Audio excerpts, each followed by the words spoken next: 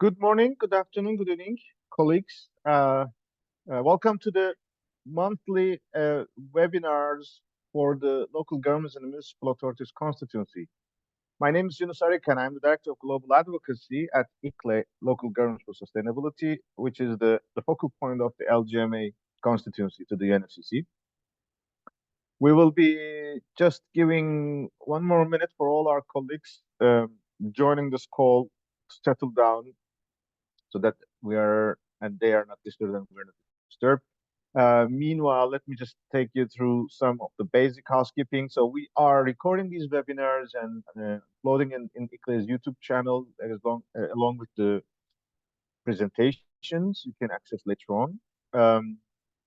These webinars are repeated twice in a day, and it's every Wednesday or third Wednesday as much as possible for Eastern and Western hemispheres. And uh, we usually recommend our colleagues to keep their attention until the end of the presentation, which is usually takes around 30 minutes. In some cases, we have guests joining us, and in today's webinars, we will be looking forward to welcoming our colleagues from Regions 4, Heloise, who will be speaking on behalf of the drafting committee of the LGMA position paper, uh, as well as our colleague Ivana from ICLE Cities by the Center.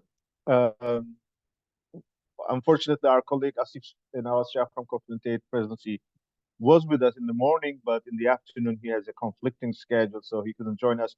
But for those who really want to listen from him, you can also watch the webinar recording from the morning session.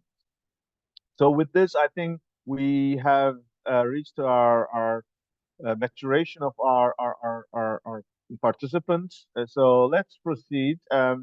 As usual, we will take us through some of the basic facts. This may be repetitive for some colleagues, but we know these webinars are open, announced in public domain, and there may be cases where colleagues may have heard for the first time. So the first couple of minutes may be similar to what you have heard. We will, as usual, be focusing on the key achievements of the past month. And this time we will particularly focus on our upcoming agenda, the UNFCCC Bonn Climate Conference, short version is SP60, and the Daring Cities, and also continue with the biodiversity related updates as well. LGMA is the voice of towns, cities, and regions in the UN climate negotiations since '95, since COP1. We are one of the three first constituencies, and throughout these years, we have been influencing the negotiation agenda by providing our inputs. We contribute in setting the action agenda, especially with the high-level champions, which is a legacy from the Paris Agreement, and we collaborate every year with the COP presidencies in support of their um, ideas that could be best designed for our expectations and so that we can have a long-lasting legacy. But of course, we are always in touch with the delegations, especially what we call UNFCCC Friends of Multi-Level Action, the countries who are favorably considering collaboration with local and regional governments inside the UNFCCC process, at the UN process, but also domestically at home. We have been convening these webinars every month, and you can also access to the previous recordings. And we also have our monthly bulletins that you can subscribe to, which is much more containing the links, the documents that we have been using or going through it. And it's also a nice archive, so you can also access to this in the website of cities and regions, which is the web homepage of the LGMA constituency. Um, we always consider COP28 as the opening of a new era and closing of the past 30 plus years, which can be summarized in four main phases. The first couple of years was the immediate legacy from the Earth Summit. And of course, this were the period where we were happy to be acknowledged as a major group inside the UNFCCC negotiations. But the, the content of the mechanisms of the UNFCCC and the provisions of the Kyoto Protocol, both of them did not have too much provisions for us, for our engagement, which was different than the Agenda 21. Therefore, the first 10 years or so, we were relatively outside of this process.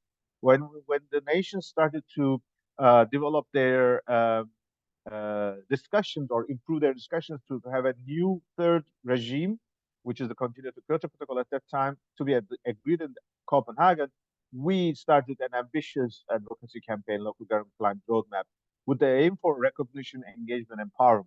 And in time, over these years, of course, we have also improved our own initiatives, a number of other initiatives, new networks, new partners, and several processes were also evolving.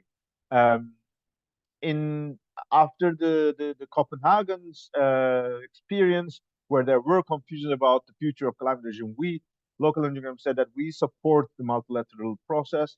We would want to make sure this climate regime is functioning, and we really elevated even our engagement in this process, also contributed to the action agenda negotiation. So over these years, we supported also the initiatives like the Secretary General in examples like Compact of Mayors, but also we have developed our own transparency mechanisms to measure MRV systems or emphasize on our work on the adaptation and resilience. These all helped us to reach to Paris Agreement, where we are recognized, or the importance of all levels of governance were recognized in the Paris Agreement preamble.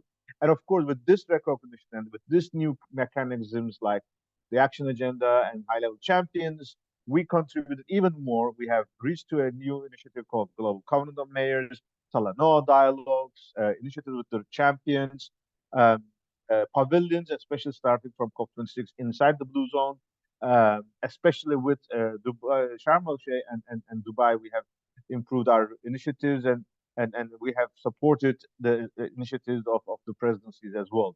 So over this period, in Glasgow, we have the second recognition. The term urgent need for multi-level action was in the preamble of Glasgow in 2021. And our flagship achievement was that in the UAE consensus, the paragraph 161 is urging parties for multi-level action, which is one of our strongest achievements, as well as supported with a very valuable initiative called the Champ, and we will discuss it later on in terms of its update. So in terms of our COP28 achievements, we are in the legal documents, we are in the global initiatives, and we are contributing to the work of the Troika. So these are the official channels we have.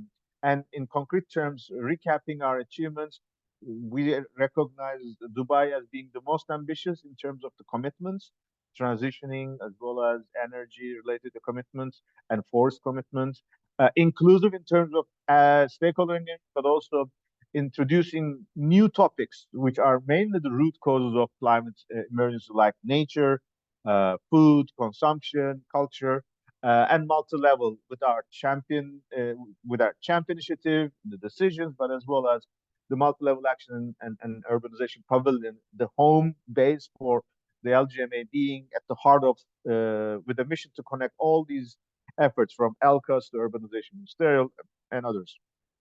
Um, so these are the concrete paragraphs which are giving us the confidence that we are in the specific paragraphs. It's more than 15. That is giving us much more um, uh, equipment or opportunities for us to be more actively engaged in the process. Obviously, the climate process is a cyclic process, um, and this is followed every year with the rotating presidency, depending on the UN, let's say, rotational plannings. And this year it's the Eastern Europe and it's Azerbaijan as part of this process.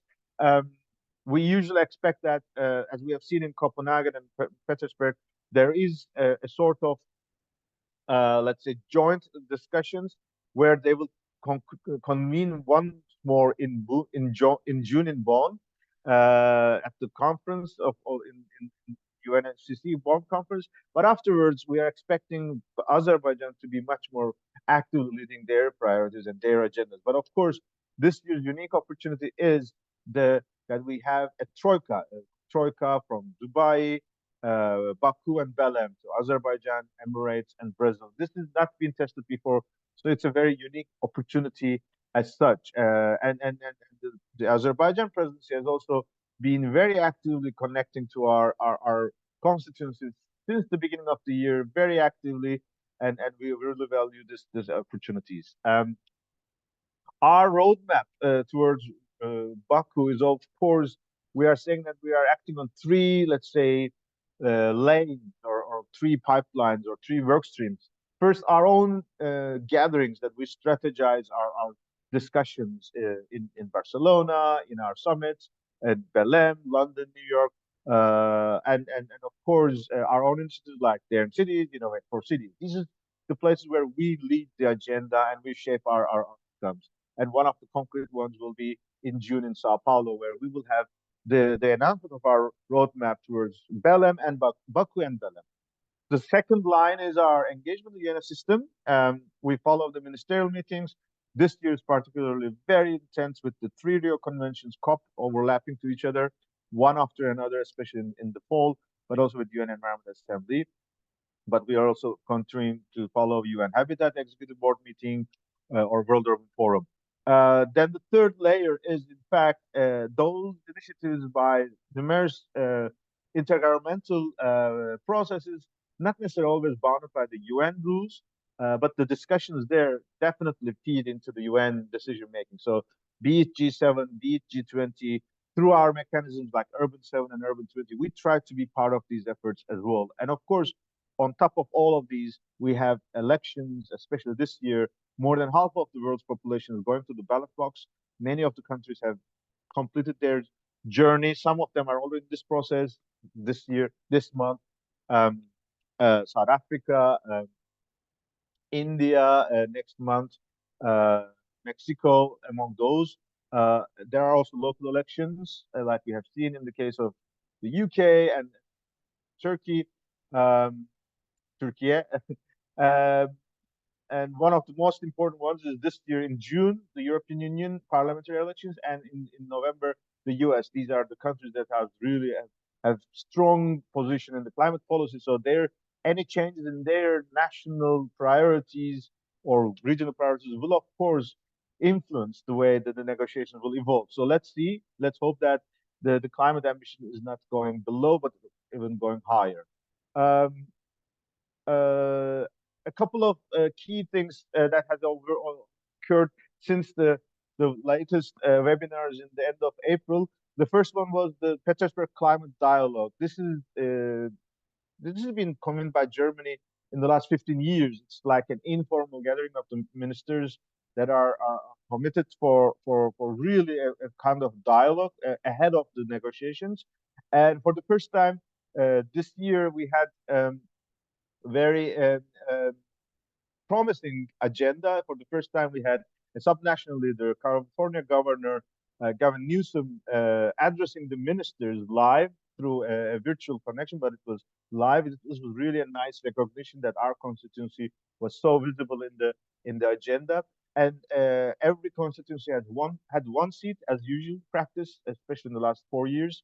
And this year I represented LGMA, and that was for me an opportunity both interacting into the breakout sessions, but also had contributions or had opportunities to meet with COP28, COP29 president designate and COP29 high level champion, the youth champion, both bilaterally but also along with the constituencies. And in addition to those dialogues, I also had numerous opportunities, especially champ endorser countries and other countries who are supportive of us in our UNFCCC Friends of Multi-Level Action. So these kind of relations and the messages we convey during these meetings are extremely valuable for governments to be aware of our expectations and then contribute into the negotiation documents at the end of the year. G7 was the gathering of the ministers of climate and environment ministers of the G7 countries took place in Torino, Italy. It has a 35-page long communique. In the past, especially in Germany and Italy, we had been very actively involved, but this year we were relatively a bit, let's say, in the periphery. We could not engage directly too much, but we are very happy to welcome these three paragraphs, particularly linking the G7 to the Italian G20 presidency initiative in 2021 on localization. We would have, of course, that this document could have made a reference to the Japanese presidency initiative, G7 subnational climate roundtable with Urban 7, together with ministers of urbanization and environment. It did not find its way for this round, but We still would like to work with our colleagues in the Urban Seven, whether we can still make these references in the urban ministerial, which will take place in October. So it's a this is again an example that in this global advocacy, you never can comfortably rely on something that is achieved. It can always go back, so you have to bring back. So you have to be always alert, and you will always have to be keeping your relations fresh and active. One of the major agendas of the past couple of weeks was the executive board meeting of the UN Habitat. This is the around 80 countries who are in the leadership of UN Habitat. The assembly is convening every 4 years with 900 plus 990 plus countries, but the executive board is meeting around 80 countries, and these are the ones who make more practical decisions on the strategy and implementation. One of the agendas to operationalize the COP27 legacy of Surge initiative, where we were proud to support UN Habitat, obviously, as the LGMA, as well as in our role as LGMA focal point. And the UN Habitat Executive, the Secretariat of the UN Habitat has prepared a couple of options on how this operationalization could look like with different diversity in terms of the resources needed and the deliverables expected. We continued our engagement, so we delivered a statement in person through our colleague Pablo from UCLG as a joint ICLA UCLG statement, because ICLA was leading this process over the past years, and that again shows the value of our unity and collaboration. In our intervention, we made it very clear that we believe Surge is an excellent bridge between the UN urbanization outside the UN climate space, but connecting to climate action, the CHAMP initiative, but as well as the Marrakesh Partnership, the initiatives around this action agenda, as well as NDC partnership. The final decision was a result of lengthy negotiations, but we are very happy that the UN Habitat is now mandated to create the secretariat, and we, from our side, ICLA, will really be looking forward to supporting this actively as usual. It gives a mandate to ensure synergy with different processes. It makes a clear linkage to the ministerial, and that gives us that we will be approaching to Baku and beyond even more stronger. But of course, the UN Habitat will still have to raise funds to materialize all these goals. So these were past. Now we're looking to the future. The next couple of weeks will be the heart of climate negotiations will be in Bonn. Officially, it's 2 weeks, but with an increasing agenda, there is even one more week added to this process. Uh, During the 3 weeks, our peak days are 3, 4, and 5 of June, which are the first 3 days of the official the UN Bonn Climate Conference. We will start with a very active day on the 4th of June at the GIZ auditorium. This will include a dialogue, Champ Endorses Roundtable, which will be a by invitation only. We will touch this on later on. Um, we will continue with a public event where we will, for the first time, have both COP28 and COP29 champions sharing on the podium and meeting with our constituency. We are very, very excited for this encounter. They will be supported by numerous local and subnational leaders and their partners. And we will continue the event with breakout groups for specific topics on just transition, multi-level action, IPCC, as well as the connection between climate, land, and nature. Uh, on the 5th, we will be then focusing our agenda in the UNFCCC, inside the UNFCCC negotiations. So UNFCCC, Global Climate Action, will host a special session on multi-level dialogue. This is a very valuable opportunity for us because this dialogue will be now, this time, among the negotiators and those accredited to the UNFCCC. So that shows the difference between having a public event and an internal negotiation event. But we believe the way we have constructed the sequencing of these meetings will help each of the meetings to reach to its target group as well as its results. Um, on that day, we will continue our interactions, especially the mitigation work program, which will be meeting a week before. We are inviting the co-chairs to meet with our constituency so that they can hear directly from us our vision on buildings and others, because the meeting that will happen next week has only 2 seats for LGMA, plus facilitators that are invited from our core leading partners like ICLE and Global ABC. Therefore, creating such a space that LGMA partners in the room can directly share their feedback to the chairs is an extremely valuable opportunity, and we're very happy the co-chairs accepted this. They reserved their time for that, so that's like showing the value of how we can make use of numerous opportunities and the value of being present with a supporting structure here. We will then continue with an interesting agenda, the bond loss and damage community, led by United Nations University, Environment and Human Settlements, ICLE and GIZ. They will release their latest paper on urban loss and damage, and we will be continuing with the reception as a joint effort. And this will also give us the chance that the urban loss and damage, the latest findings, and how we can incorporate this into our uh, positions in the negotiations could be receiving additional expert advice and case studies as well. And this last session will also be webcasted, so you can also watch this online. And here you see the featured speakers of the 4th of June as well.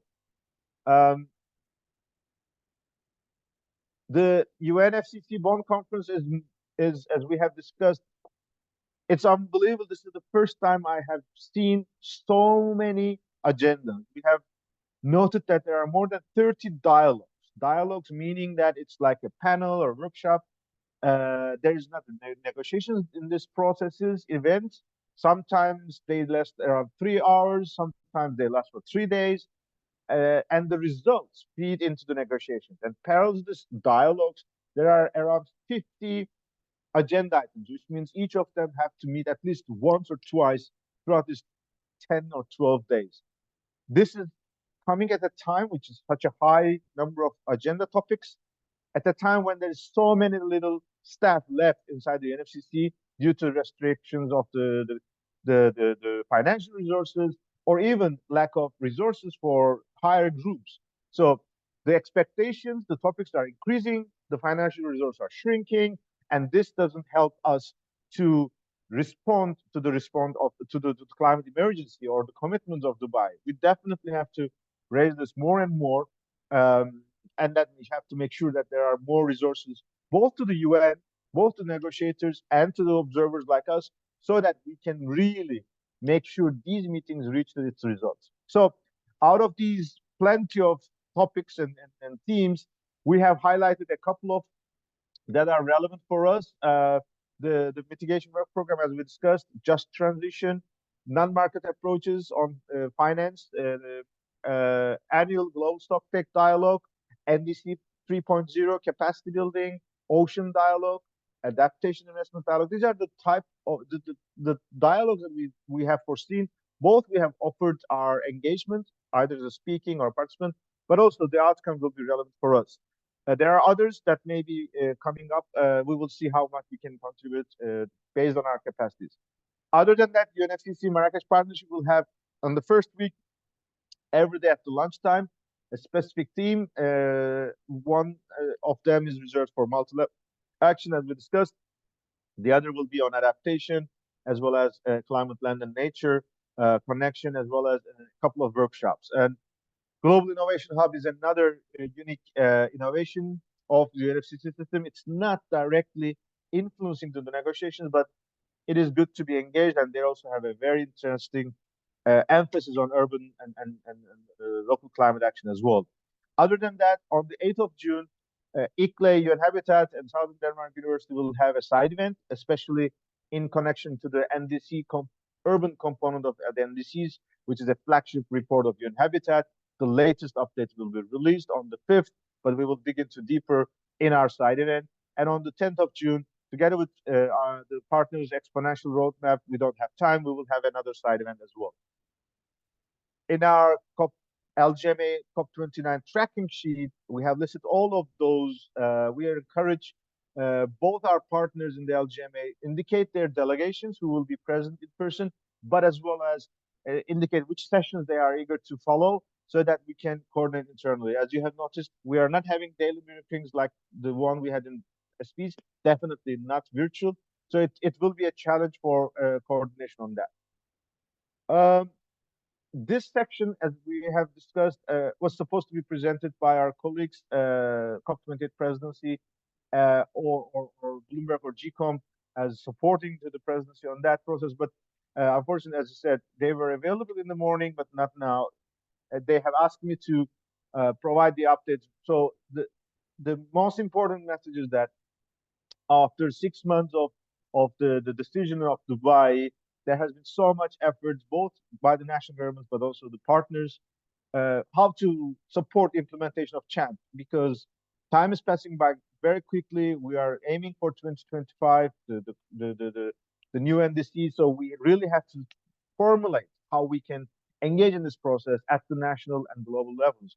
So the COP28 president has invited CHAMP endorsing countries for a roundtable. That will be the first meeting since Dubai. That will be on the 4th of June.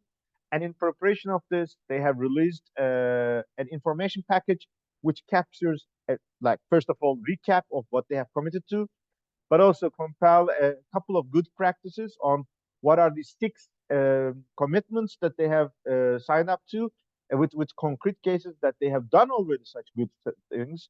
But the idea is that to make it more institutional in the new NDCs. There is also an additional toolkit prepared for subnational governments, local and subnational governments, which is endorsed by the LGMA partners. This is also a good resource for us. So we believe with this meeting, there will be more clarity on how we will advance each of those countries, or some of them. It's obvious that out of 70 plus countries, we are not expecting every country to be in the same pace, but we would really be happy that everyone can share their experiences, how they can move forward, or what additional opportunities we can seek for, so that by the time we reach the COP in the Baku, first of all, we demonstrate concrete progress, but more importantly, we bring our results to Belém as committed in the initiative.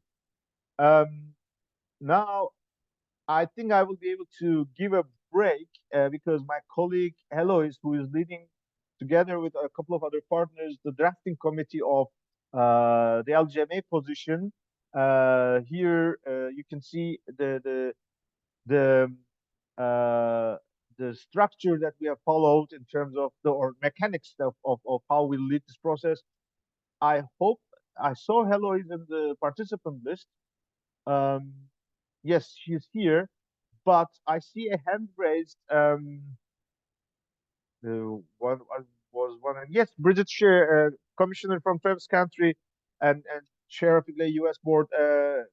Commissioner Shear, we would be happy to give you the floor before proceeding to the position paper. I'm sorry I didn't see it or notice it earlier. I hope it's not too late for your intervention. Are you still with us, Commissioner Shear? I am, and my apologies.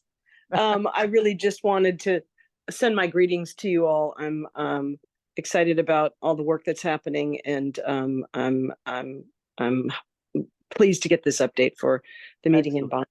Thank you so much. Hi everyone, it's Eloise here. Can you hear me? Yes, Eloise. And sorry about that. I had some issue with my connection. Yeah, no, thank you so much, Jordan. I'm sorry, Eunice. Just a reminder on the messages for LGMA. So we've been having a drafting committee. So thank you for all of those that have been part of this committee. We've drafted an LGMA position paper. Just as a reminder, the paper is to gather the common messages that we have on the different strands of the negotiations leading to COP29. And what we have is a first part which contains top-line messages designated for local and regional subnational governments. And then we have a second part, which is more text that translates to UN language that we could use then for negotiation text. So we did that last year and it worked quite well because it helped those that were involved in the negotiations to almost copy paste some of the messages that we were pushing for. And so we shared this for inputs to the working groups this month. And now we would like to share more broadly with all of you, asking for an input by the 10th of June so that we can then finalize a first draft, and then we would be seeking for endorsement by early September. So yeah, so just back to you, Eunice, and just saying that we will send you an email with the text. So this draft LGMA position by hopefully this week or early next week. Excellent. Thanks, Alois. Colleagues, yes, by also, through this opportunity, let me address a couple of more complimentary remarks. First of all, these texts that you have seen are not from nowhere, because throughout the year, since COP, we have been doing our best to follow the negotiations. As I said, in addition to this complex and diverse agenda in Bonn, throughout the year, there was numerous meetings, and obviously we were not able to follow all of them. There were meetings that we were not able to represent because of lack of resources or lack of capacity. Some of them were really important meetings that we wish to be there, like loss and damage executive board meeting, or finance, the new collective finance. But we did our best. For example, we had made submissions to the resilience work program under BELEM. We have made submissions to non-market approaches.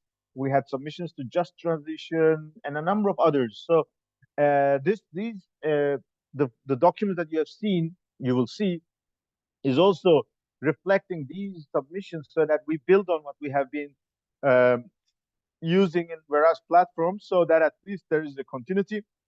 And as mentioned by Heloise, we will make use of our presence in Bonn with in-person participation. There will be opportunities for us to discuss, but we will continue on the virtual platforms. On the last third week of June, ICLE World Congress, there will be a special side event on that formulation.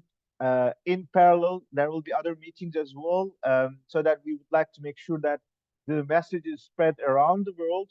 And as Eloise mentioned, we will give certain time for feedbacks, and these are the moments where you will be able to share additional comments. But we want to make sure that this is developed in time, so that especially at the UN New York City events, in Summit of the Future and other processes, we can be much more concrete in terms of how we make sure our positions heard. Of course, this should be made available, as Heloise mentioned, because many of the countries' negotiation positions are defined at the capital.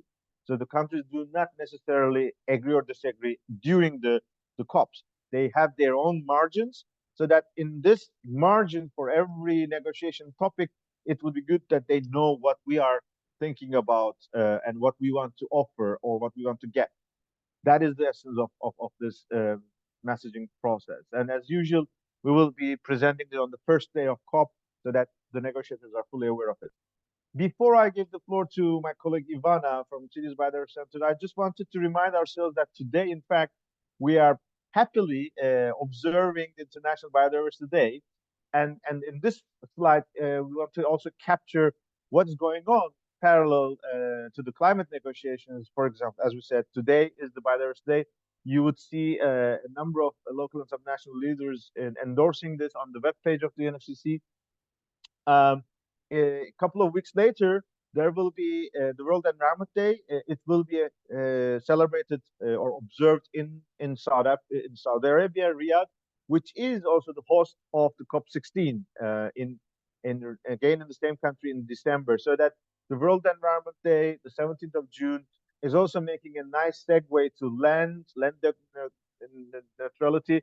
And that is something that we will continue to debate in Bonn during the cities and other processes, how to make sure climate, land, nature, the three Rio Conventions, action on the ground can be supportive or integrated or synergized, so that we can reach our goals of net zero, nature positive, land neutral, pollution free, and high resilient communities.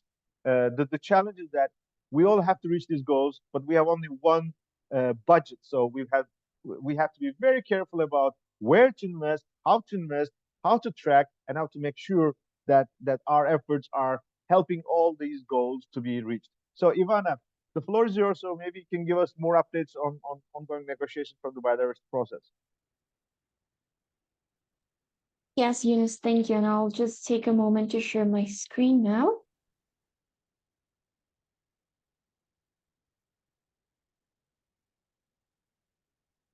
Perfect. Okay, so good morning, good afternoon, everyone, depending on where you are. I hope you're having a good biodiversity day. I'm Ivana Del Rio, and I'll be giving you the latest biodiversity advocacy update on behalf of ICLEI Cities Biodiversity Center. I'll be focusing on intersessional meetings, SBI, the road towards COP16, and some updates on cities with nature and other mobilization activities our organization is developing. So I'll also, first of all, like to highlight the SPI meeting. As you know, this is focused on the review of implementation and taking into account the outcomes of COP15 for constituencies such as Target 12, but also Decision 1512. This meeting is extremely important. Ingrid Coetzee from the Cities Biodiversity Center and the government of Quebec are currently now in Nairobi representing the local and subnational governments major group. In the last few weeks, ICLEI CBZ prepared and worked with the Edinburgh process partners and also the advocacy, the committees of the CBD to prepare a number of statements. First, on mechanisms for planning, monitoring, and reporting. This is linked to cities with nature and regions with nature as the platforms recognized on Decision 1512, where subnational and local governments can report and track their commitments and contributions to the biodiversity plan. We're also going to be focusing on resource mobilization, cooperation with other conventions. As you know, ICLEI also had the opportunity to participate in the Bern process, and it is important to align the position of subnational and local governments in other biodiversity-related conventions, and as Ramsar, and also the CMS. And of course, also the long-term approach to mainstream. We'll be providing more updates on the SPI as the negotiations go on, but I'll also like to just share with you that in the last few days we had the opportunity to make a statement and to make an intervention in the opening plenary. Now towards COP16. As you know, the expression of interest to host the 8th summit has been welcomed and received by the Secretariat of the CBD. We have been in communications with the City of Cali and also the Ministry of Environment and Sustainable Development from Colombia.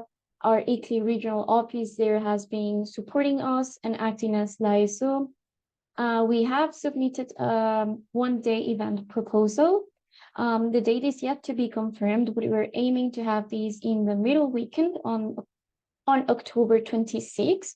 And what I can tell you is that the structure of the summit is currently focused on two main sessions. First, a high-level closed roundtable with local and subnational leaders, where they will be responding to the COP16 priorities from the local and subnational perspective.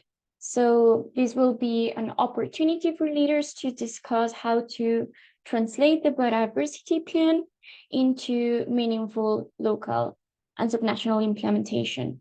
Some of the topics of discussions will include the barriers to access and mobilizing funding, monitoring and reporting, and also synergies from the different biodiversity-related conventions, but also the nexus between climate and biodiversity, as this could also serve as a discussion towards the road to COP30 in Belém.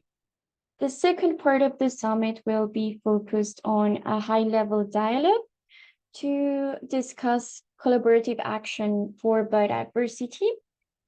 This will be This will demonstrate the importance of the whole of government approach and the whole of society approach for bolstering the implementation of the biodiversity plan. It also seeks to empower the different major groups, not only our constituency, but also indigenous people and local communities, youth, women. And these will also act as a segment to demonstrate successful stories on how to make peace with nature, which, as you know, is the COP16 slogan. Besides the summit, we're also aiming to have October 27, which is the next day, as a day for associated events of the summit. So we'll be working with our different partners like UNEP, the World Bank, and others to develop a series of associated events. We'll keep you posted on the upcoming opportunities. Likewise, the SCBD has informed us that the major groups will be offered and we'll have the opportunity to have different hubs and ICLEI and regions for accordingly will coordinate our constituency activities. And I'd just like to highlight that we are ICLEI Cities Biodiversity Center is now currently compiling information of potential cities and regions that are interested or planning to attend COP16. So please let us know if you know of any city or region. I'll put in my email here in the chat, and as I've mentioned, more information will be sent to you soon on the date and the process to make registration. Then I'll just like to update you on regions with nature and cities with nature. Cities with Nature currently had a recruitment webinar held on May 8th. We had the participation of different cities. They shared testimonies from Campinas, Mexico City, Glasgow, and Cape Town. This was a successful webinar where we were able to demonstrate the importance of the platform, and where these champion cities also call others to join, but also register and participate. In this sense, I'd like to say that we're in the process of compiling a progress report that will be shared with the CBD at COP16. We're going to be using the information from Cities with Nature Action Platform to feed this report. So I'd like to raise this with you and encourage all of you as partners to make sure to spread this news, and also to ensure that cities report their commitments on the action platform before June 30, so that we can take their actions into this report. And as you know, Regions with Nature is the sister platform of Cities with Nature, and it's currently undertaking a piloting activity with selected regions to prepare Regions with Nature Action Platform, which is expected to be launched at COP16.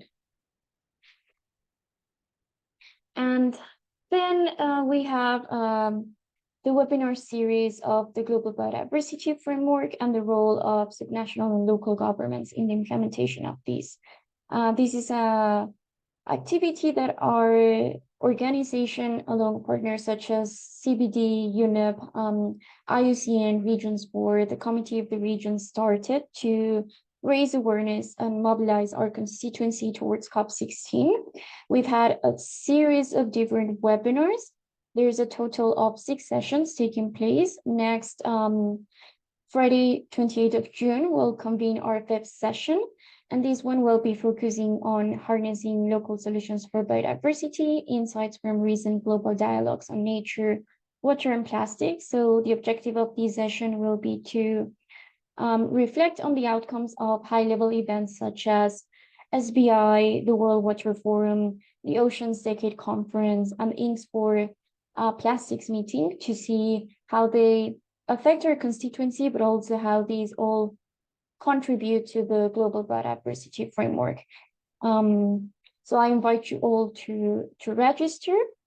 And I think that's it, Yunus. Thank you for the opportunity to share with you the latest updates on biodiversity. And I invite you also to follow up our campaign on the International Day of Biodiversity in Our Cities with Nature social media. Thank you, Ivana, and congratulations once again.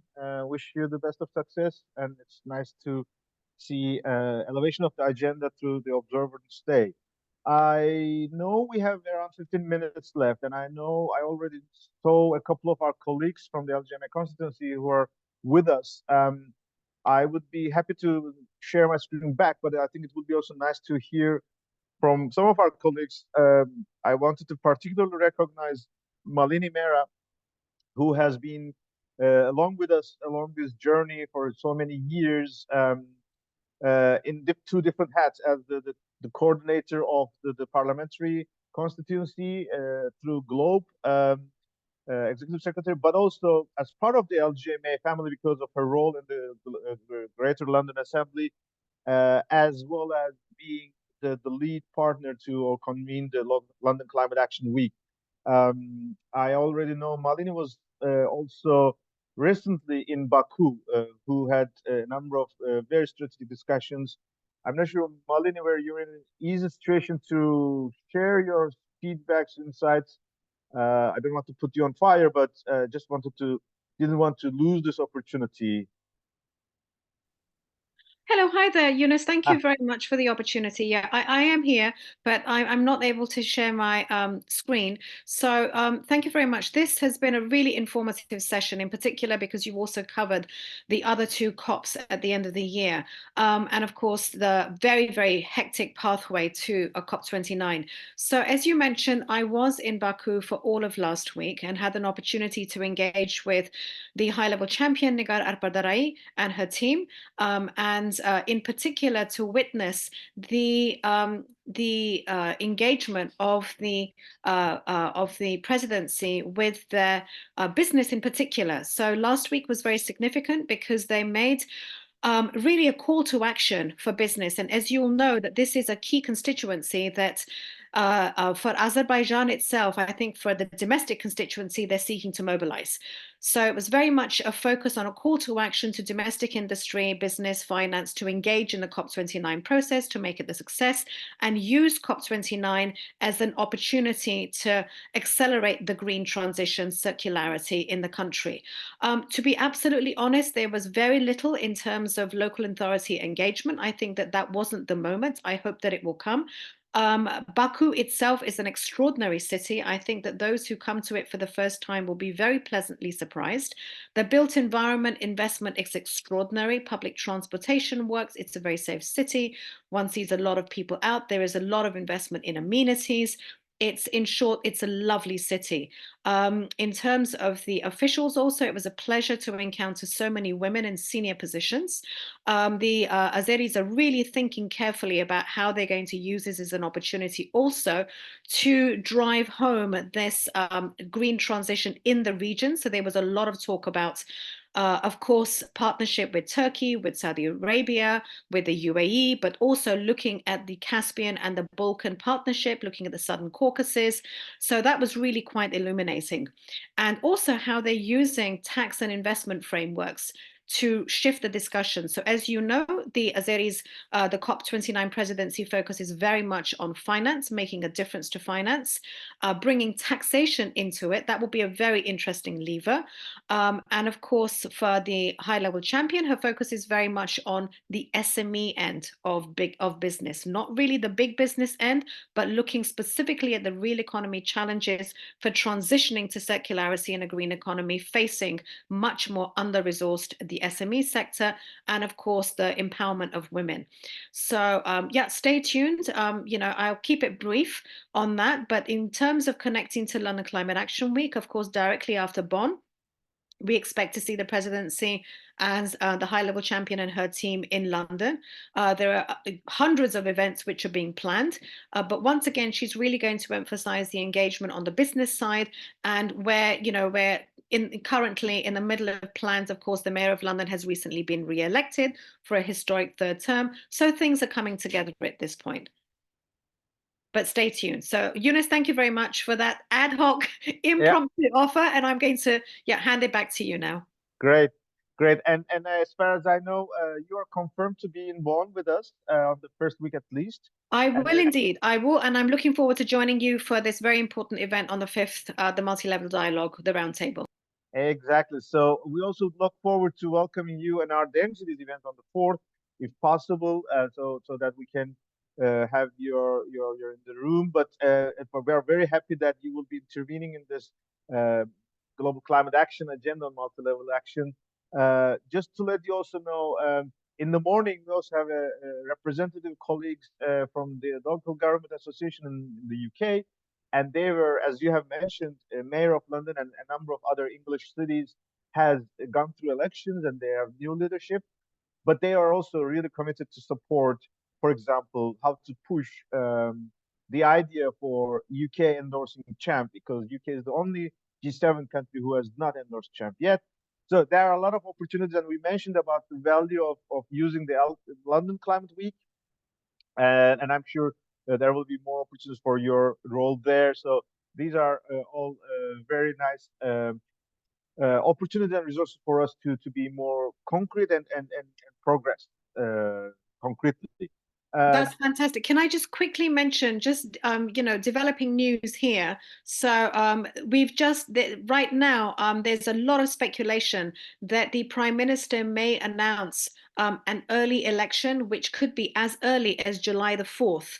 So it's speculation is reaching fever pitch here. So again, do stay tuned, because of course, if that happens, then it does mean a lot of things will be affected that are planned for June.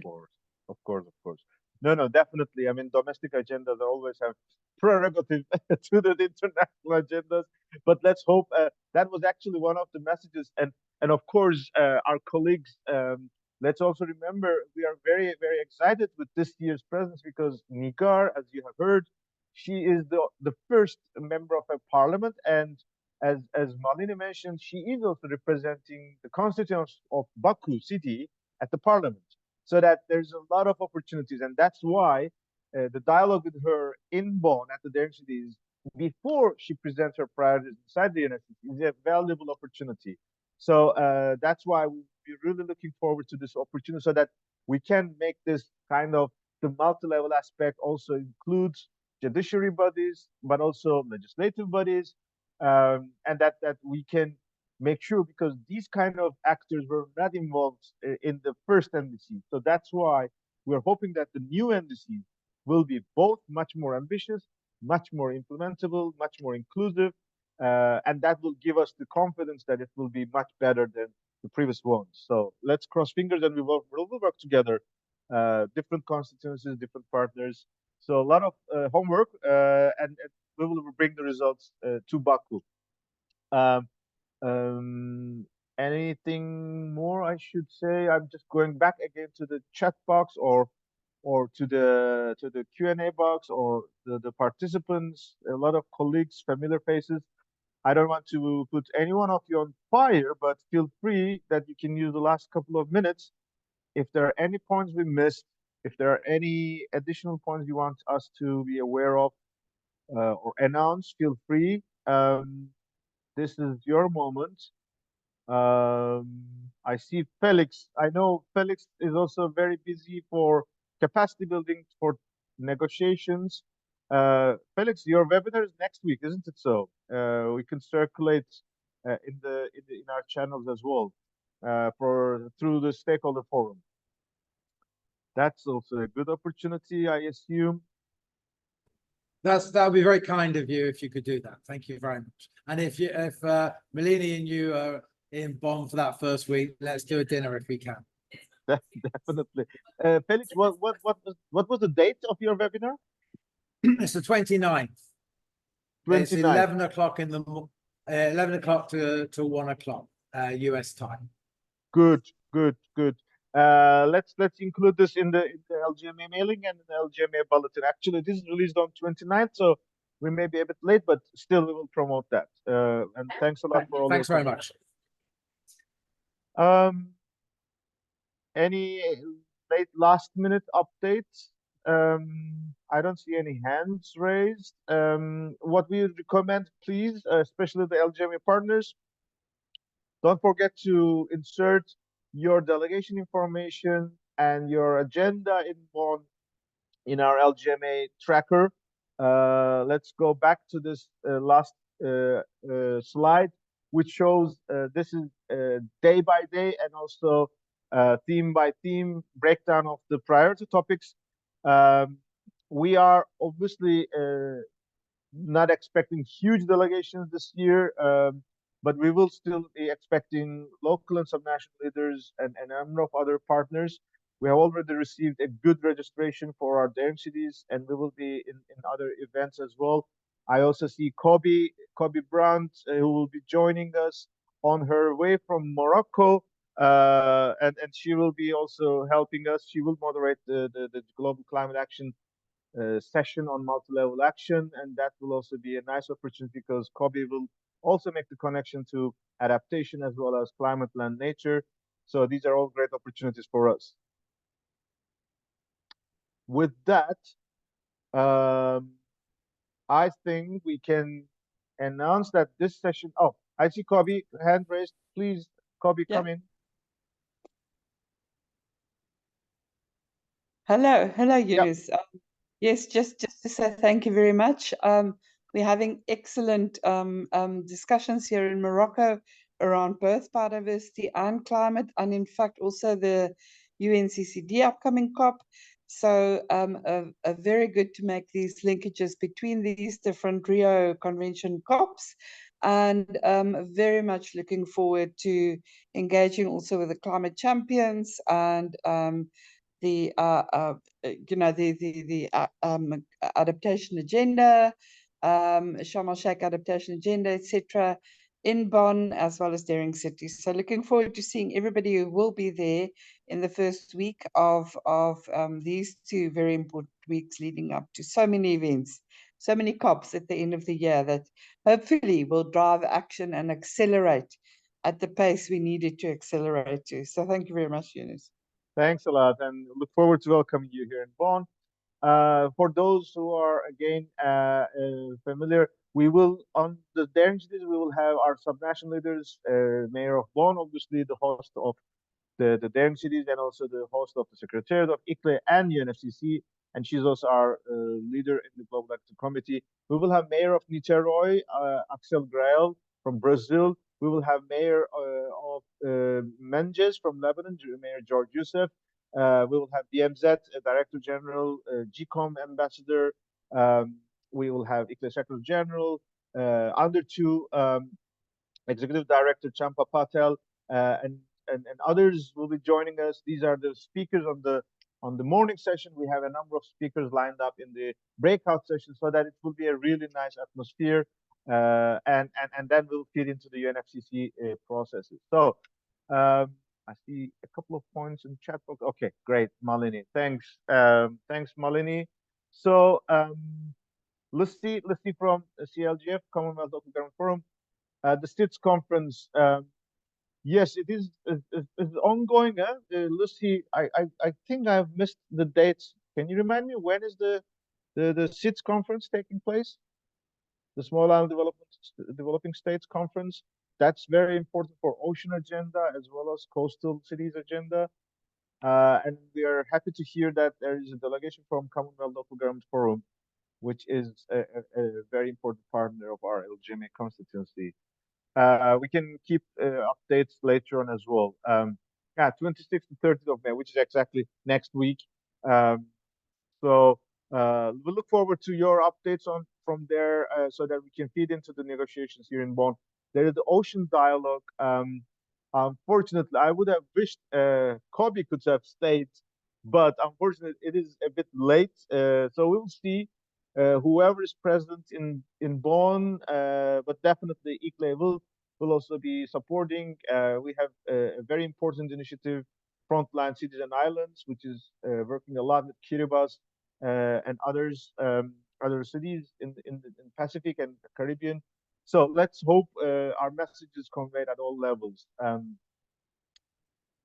Perfect. We will expect the Commonwealth Local Government Ocean Minister's statement. Anthony Pierce from WWF.